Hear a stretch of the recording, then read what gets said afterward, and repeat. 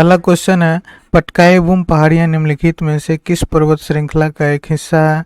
तो दोस्तों पटकाई बूम पहाड़ियाँ जो है वो हिमालय पर्वत श्रृंखला का एक हिस्सा है, तो ऑप्शन 2 इसका सही आंसर हो जाएगा। दोस्तों ये पटकाई बूम पहाड़ी जो है वो बर्मा, जिसे म्यांमार की राजधानी बर्मा है दोस्तों, तो बर्मा के साथ भारत की उत्तर पूर्वी सीमा पर स्थित है। और दोस्तों ये जो ताई अहोम भाषा होती है ना दोस्तों, ताई अहोम भाषा में पटकाई शब्द का अर्थ होता है चिकन काटना, चिकन काटना। और इसका तात्पर्य है कि चिकन हम लोग कैसे स्थान पे काटते हैं, तो दोस्तों ये सपाट वाले जो हिस्से होते हैं इस पे काटते हैं। तो ये पटकाई कहने का सेंस है कि पर्वत का ऊपरी हिस्सा जो है वो ऊबड़ खाबड़ नहीं होकर एकदम से सपाट है। अगला क्वेश्चन है, किस नियम में कहा गया है कि सभी गैसों के समान आयतन में दाब एवं ताप की समान अवस्था के अंतर्गत अणुओं की संख्या समान होती है? तो दोस्तों ऐसा एवोगाद्रो नियम में कहा गया है, ऑप्शन ए इसका सही आंसर हो जाएगा। दोस्तों आपको पता होगा कि एवोगाद्रो संख्या में एक मोल का मान जो होता है दोस्तों वो होता है 6.022 गुना 10⁻23 मोल के बराबर। ठीक है दोस्तों, और मोल जो होता है दोस्तों, मोल क्या है, मोल जो है वो संख्या और द्रव्यमान दोनों का यूनिट है दोस्तों। ठीक है, और मोल को इकाई के रूप में मान्यता कब मिली थी? तो 1967 ईस्वी में। अगला क्वेश्चन है, कोशिका चक्र में निम्नलिखित में से कौन सा चरण विभाजन अंतराल अवस्था इंटरफेज का हिस्सा नहीं है?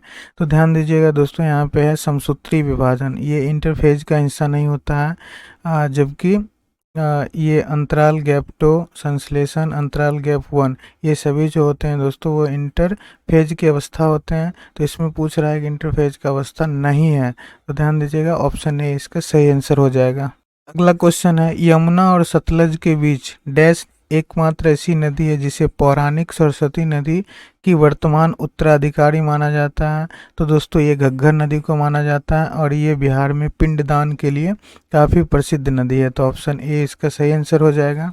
अगला क्वेश्चन है, निम्नलिखित में से कौन विशिष्ट ताप पर हवा द्वारा जलवाष्प को धारण कर सकने की मात्रा की तुलना में हवा द्वारा धारित जलवाष्प का मान है? तो दोस्तों ये विशिष्ट आर्द्रता होता है, ऑप्शन ए इसका सही आंसर हो जाएगा। दोस्तों आप हमें बताइएगा कि विशिष्ट आर्द्रता की जो इकाई होती है वो क्या होती है। अगला क्वेश्चन है, आकाश की दशाओं के कारण होने वाले तापमान की विविधता को मापने के लिए निम्नलिखित में से किस यंत्र का प्रयोग किया जाता है? तो दोस्तों इसके लिए हम लोग एक्टिनोमीटर का उपयोग करते हैं, तो ऑप्शन 2 इसका सही आंसर हो जाएगा। अगला क्वेश्चन है, 1975 में भारत में आपातकाल की घोषणा के समय भारत के राष्ट्रपति कौन थे? तो दोस्तों 1975 में भारत के 5वें राष्ट्रपति के रूप में फखरुद्दीन अली अहमद थे, तो ऑप्शन ए इसका सही आंसर हो जाएगा। दोस्तों इनका कार्यकाल जो था 1974 ईस्वी से लेके 1977 ईस्वी था, और उसी समय भारत की प्रधानमंत्री इंदिरा गांधी थी जिन्होंने इमरजेंसी की घोषणा की थी। अगला क्वेश्चन है कि बादामी गुफा मंदिर का निर्माण डैश ने करवाया था? तो दोस्तों बादामी गुफा जो है वो कर्नाटक में स्थित है और इसका निर्माण मंगलेश ने करवाया था, तो ऑप्शन ए इसका सही आंसर हो जाएगा। अगला क्वेश्चन है, 1529 में घाघरा की लड़ाई बाबर और डैश के बीच हुई थी? तो दोस्तों बाबर और अफगानों के बीच हुई थी, जिसमें दोस्तों बाबर विजयी रहा था। और दोस्तों ये अफगान की तरफ से कौन लड़ रहे थे? तो दोस्तों इब्राहिम लोदी का छोटा भाई था मोहम्मद लोदी, वही सेना नायक था और वही नेतृत्व कर रहा था। तो बाबर की सेना के बीच मोहम्मद लोदी जो था वो सामना कर रहा था। तो यहाँ पे पूछ रहा है 1529 में घाघरा की लड़ाई किनके किनके बीच हुई थी? तो बाबर और मोहम्मद लोदी के बीच, तो ऑप्शन 4 इसका सही आंसर हो जाएगा। अगला क्वेश्चन है, भारत के संविधान का कौन सा अनुच्छेद अंतर्राष्ट्रीय शांति और सुरक्षा को बढ़ावा देने से संबंधित है? तो दोस्तों अनुच्छेद 51 ऐसा करता है, ऑप्शन 2 इसका सही आंसर हो जाएगा। अगला क्वेश्चन है, भारतीय संविधान का निम्नलिखित में से कौन सा अनुच्छेद विधानमंडल के अवकाश में होने के दौरान अध्यादेश को लागू करने के लिए राज्यपाल की शक्तियों से संबंधित है? तो दोस्तों विधानमंडल के अवकाश के दौरान अध्यादेश राज्यपाल लागू कर सकता है हर एक राज्य के लिए। तो दोस्तों ये अनुच्छेद 213 के तहत ऐसा करता है, जबकि देश में अगर कोई अध्यादेश जारी करना हो तो वह राष्ट्रपति अनुच्छेद 123 के तहत ऐसा कर सकते हैं। तो इस क्वेश्चन का आंसर ऑप्शन 2 हो जाएगा, 213। अगला क्वेश्चन है, थॉमस कप ट्रॉफी किस खेल में विश्व वर्चस्व का प्रतीक है? तो दोस्तों थॉमस कप का संबंध जो है वो बैडमिंटन खेल से है, और बैडमिंटन में दोस्तों खिलाड़ियों की संख्या कितनी होती है? एक या दो हो सकती है।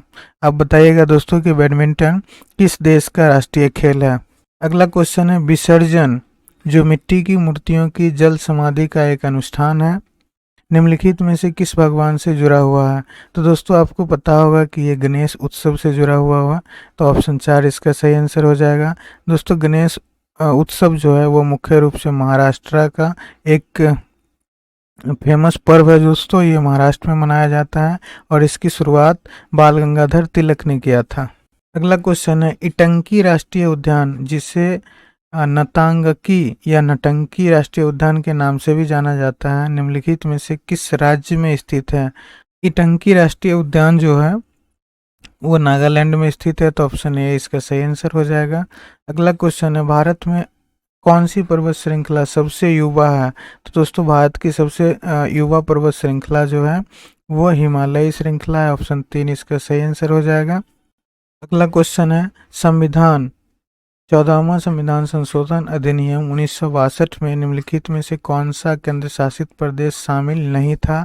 तो दोस्तों 1962 से पहले तक पांडिचेरी शामिल नहीं था, इसको 14वें संविधान संशोधन 1962 के बाद शामिल किया गया, तो ऑप्शन 4 इसका सही आंसर हो जाएगा। अगला क्वेश्चन है, निम्नलिखित में से कौन सी खारी मिट्टी नहीं है?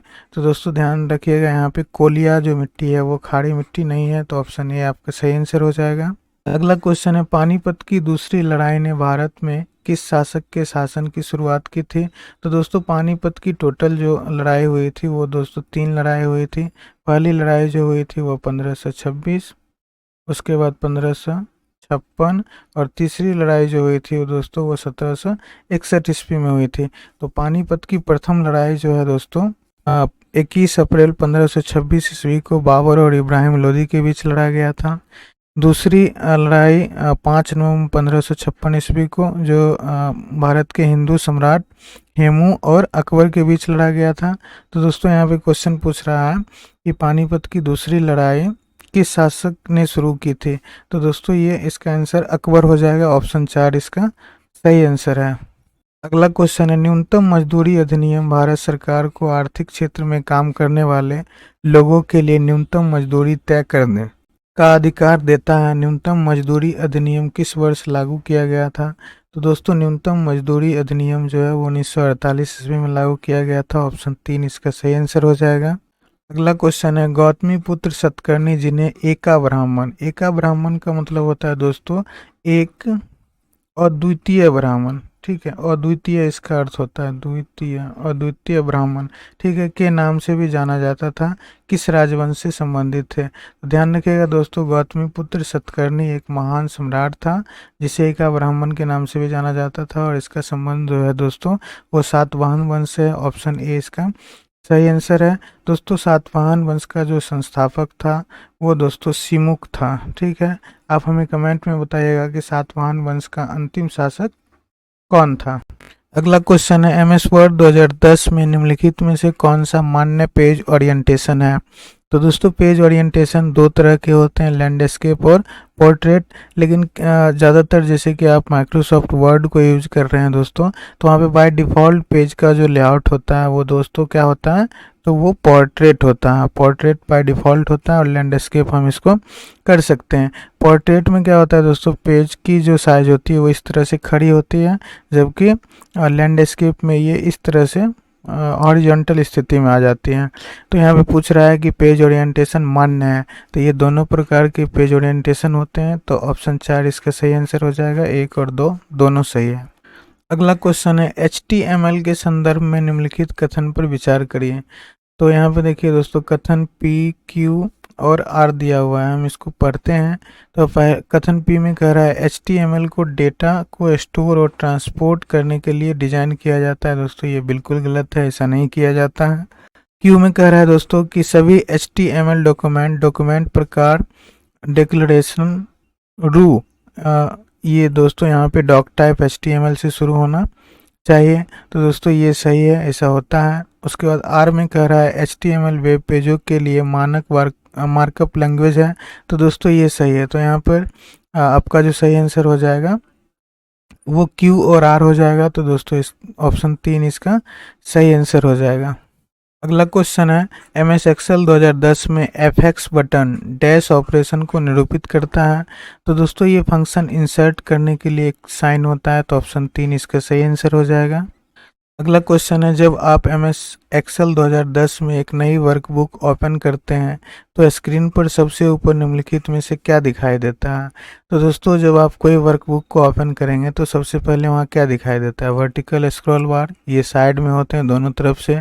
हॉरिजॉन्टल स्क्रॉल बार ये नीचे की तरफ होता है। स्टेटस बार ये दोस्तों ये भी नीचे की ओर होता है। और टाइटल बार, तो पूछ रहा है सबसे ऊपर क्या दिखाई देता है, सबसे ऊपर टाइटल बार दिखाई देता है। ऑप्शन 4 इसका सही आंसर हो जाएगा।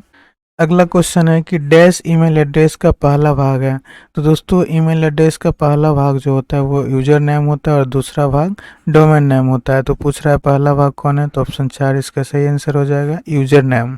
अगला क्वेश्चन है, इंटरनेट से जुड़े प्रत्येक कंप्यूटर को एक आईपी पते की आवश्यकता होती है। आईपी का पूर्ण रूप क्या है। तो दोस्तों आईपी का पूर्ण रूप जो होता है वो इंटरनेट प्रोटोकॉल होता है। तो ऑप्शन बी इसका सही आंसर हो जाएगा। अगला क्वेश्चन है, आप जो संदेश लिख रहे हैं उसे तब तक क्या कहा जाता है जब तक आप उसे भेज नहीं देते या ट्रैश में नहीं डाल देते हैं। तो दोस्तों जैसे आप ईमेल के लिए आप जैसे मेल लिख रहे होंगे दोस्तों, तो वो मेल जो आप लिख रहे होते हैं वो तत्काल ड्राफ्ट मेल के तहत होता है। अगर आप इसको नहीं भेज पाते हैं तो ये ड्राफ्ट में चल जाता है, और भेज देते हैं दोस्तों तो ये सेंट हो जाता है, जिसको प्रेषित मेल बोलते हैं।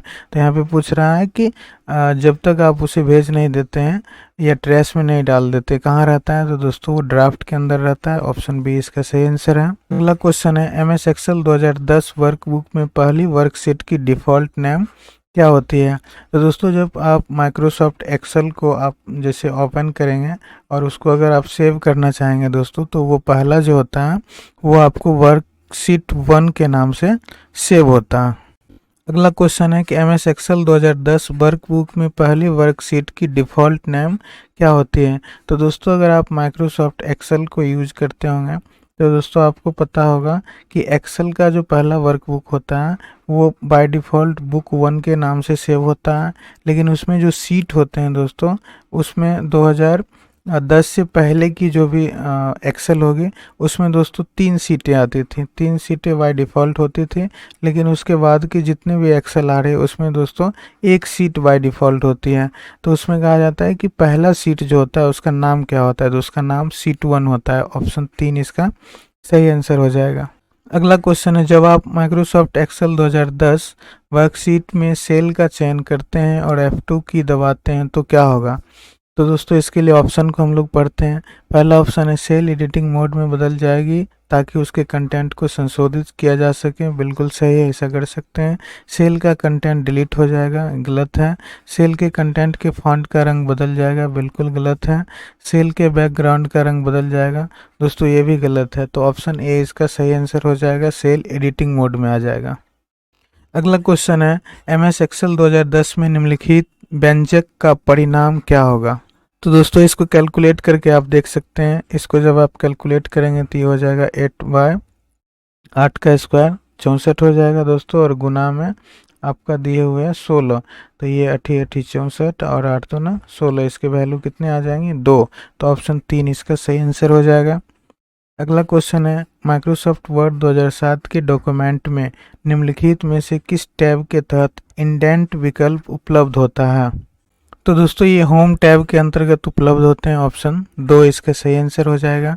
अगला क्वेश्चन है, निम्नलिखित में से कौन सा एमएस एक्सेल फंक्शन किसी रेंज में उन सेल्स की संख्या गिनती करता है जो रिक्त नहीं है।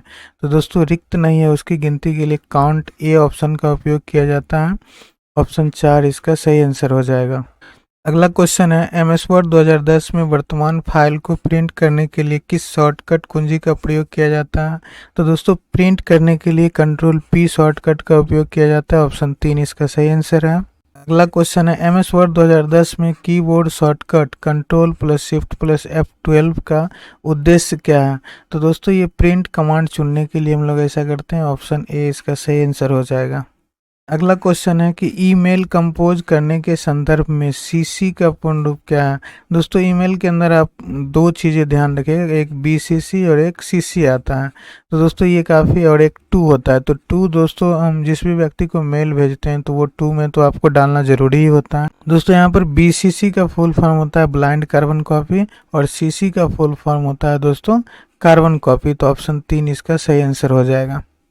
अगला क्वेश्चन है, निम्नलिखित विकल्पों में से कौन सा विकल्प एक ई सर्विस नहीं है। ध्यान दीजिएगा दोस्तों, यहाँ पे कहता है ई सर्विस नहीं है। तो इलेक्ट्रिसिटी क्या ई सर्विस है? नहीं है। ये एम कॉमर्स ये इलेक्ट्रिक सर्विस है, सॉरी ई सर्विस है। ई कॉमर्स दोस्तों ये ई सर्विस है। ई लर्निंग ई सर्विस है, जबकि इलेक्ट्रिसिटी ई सर्विस के तहत नहीं आता है। तो कहता है कौन सा विकल्प सही नहीं है। तो ऑप्शन 4 आपका सही आंसर हो जाएगा। अगला क्वेश्चन है कि एमएस एक्सेल 2010 में स्तंभ की चौड़ाई अधिकतम आकार क्या हो सकती है। स्तंभ का मतलब दोस्तों इस तरह की जो लाइन होती है, ये वर्टिकल लाइन जिसको हम लोग ए बी सी डी से सूचित करते हैं, इसको बोलते हैं दोस्तों हम लोग कॉलम। और ये 1 2 3 इसको इससे जो सूचित करते हैं इसको बोला जाता है दोस्तों रो। तो दोस्तों ये पूछ रहा है कि अधिकतम कॉलम की चौड़ाई कितनी होती है। तो 255 कैरेक्टर तक हो सकती है। अगला क्वेश्चन है, निम्नलिखित में से असंगत का चुनाव करें। दोस्तों यहाँ देखिए, Google hangout, safari, Mozilla Firefox, Google Chrome. तो दोस्तों आप सभी को पता होगा गूगल क्रोम जो है वो क्या है, एक तरह के वेब ब्राउज़र हैं। मोजिला फायरफॉक्स ये भी ब्राउज़र हैं। सफारी ये एप्पल द्वारा विकसित एक वेब ब्राउज़र है, जबकि दोस्तों गूगल हैंगआउट जो है ये वेब ब्राउज़र नहीं है। तो इसमें पूछ रहा है कौन असंगत है। तो ऑप्शन ए आपका सही आंसर हो जाएगा। अगला क्वेश्चन है, एमएस वर्ड 2010 में बनाई गई तालिका, जिसे टेबल बोलते हैं, के समान स्तंभ कॉलम चौड़ाई को किस प्रकार सेट किया जा सकता है। तो दोस्तों इसके लिए अपनी तालिका टेबल को सिलेक्ट करते हैं, फिर सेल साइज ग्रुप में लेआउट टैब पर क्लिक करते हैं और फिर डिस्ट्रीब्यूट कॉलम विकल्प को चुनते हैं। तो दोस्तों ऑप्शन ए इसका सही आंसर हो जाएगा। ये एकदम से सही प्रोसेस है डिस्ट्रीब्यूशन के लिए। तो हम इस प्रोसेस को फॉलो करके कॉलम और रो के साइज को डिस्ट्रीब्यूट कर सकते हैं। माइक्रोसॉफ्ट वर्ड 2010 में पेज कलर विकल्प का चयन कैसे करेंगे। तो दोस्तों पेज कलर का हमें चयन करने के लिए सबसे पहले आपको क्या करना होगा, पेज लेआउट में जाना होगा, फिर पेज बैकग्राउंड में, और वहां से हम लोग पेज कलर को चुन सकते हैं। तो ऑप्शन 2 इसका सही आंसर हो जाएगा।